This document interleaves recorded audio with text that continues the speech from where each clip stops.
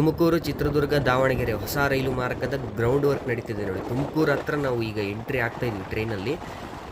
ಸ್ನೇಹಿತರೆ, ನಾನು ಮುಂಚೆ ಸಿಂಧನೂರು ಯಶವಂತಪುರ ಟ್ರೈನಲ್ಲಿ ಜರ್ನಿ ಮಾಡಿದ್ನಲ್ಲ, ನಾನು ಇದನ್ನು ಅಬ್ಸರ್ವ್ ಮಾಡಿರಲಿಲ್ಲ. ಇದು ಮೇ ಬಿ ಕ್ವಾಡ್ರಪ್ಲಿಂಗ್ ಏನಾದರೂ ಮಾಡ್ತಿದ್ದಾರಾ ಅಂತ ಅಂದ್ಕೊಂಡ್ಬಿಟ್ಟಿದ್ದೆ ನಾನು. ಅಂದರೆ ಕೆಲವೊಂದು ಕಡೆ ಎಲ್ಲ ಕ್ವಾಡ್ರಪ್ಲಿಂಗ್ಗೆ ಪ್ರಪೋಸಲ್ ನಡೀತಾ ಇದೆ ಅಂತ ಹೇಳ್ತಿದ್ದಾರೆ. ಅಂದರೆ 4 ಚತುಷ್ಪಥ ಆಗುತ್ತೆ ಹುಬ್ಳಿವರೆಗೂ ಅಂತಿದ್ದಾರೆ. ಬಟ್ ನಾನು ಅದೇ ಇರ್ಬೋದೇನೋ ಅಂದ್ಕೊಂಡಿದ್ದೆ. ಈಗ ಗೊತ್ತಾಯ್ತು ನನಗೆ, ಇದು Davanagere, Chitradurga, Tumakuru, Davanagere new railway line ಆಗ್ತಿದೆಯಲ್ಲ, ಅದರದ್ದು ಗ್ರೌಂಡ್ ವರ್ಕ್ ನಡೀತಾ ಇದೆ ನೋಡಿ ಇಲ್ಲಿ.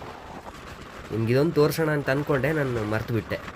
ಸಿಂಧನೂರು ಯಶವಂತಪುರ ಟ್ರೈನಲ್ಲಿ ನಾನು ಜರ್ನಿ ಮಾಡಿದಾಗ ತುಮಕೂರು, ಚಿತ್ರದುರ್ಗ, ದಾವಣಗೆರೆ ಮತ್ತು ತುಮಕೂರು, ರಾಯದುರ್ಗ, ಬಳ್ಳಾರಿ ಈ 2 ರೈಲ್ವೆ ಲೈನ್ಗಳ ಬಗ್ಗೆ ನಾನು ಇಂಪಾರ್ಟೆಂಟ್ ಅಪ್ಡೇಟ್ಸನ್ನು ನೀಡಿದ್ದೆ ತುಮಕೂರು ರೈಲ್ವೆ ಸ್ಟೇಷನಲ್ಲಿ. ಯಾರೆಲ್ಲ ನೋಡಿಲ್ಲ, ಮತ್ತೊಂದು ಸರಿ ಅದನ್ನು ನೋಡಿ, ಅದಕ್ಕೋಸ್ಕರ ನಾನು ಈ ವಿಡಿಯೋನ ಹಾಕ್ತಾಯಿದ್ದೀನಿ. ತುಮಕೂರು ಫ್ಯೂಚರಲ್ಲಿ ಬಿಗ್ಗೆಸ್ಟ್ ಜಂಕ್ಷನ್ ಆಗುತ್ತೆ. ಯಾಕೆ ಅಂತ ನಿಮಗೆ ಗೊತ್ತಿರುತ್ತೆ.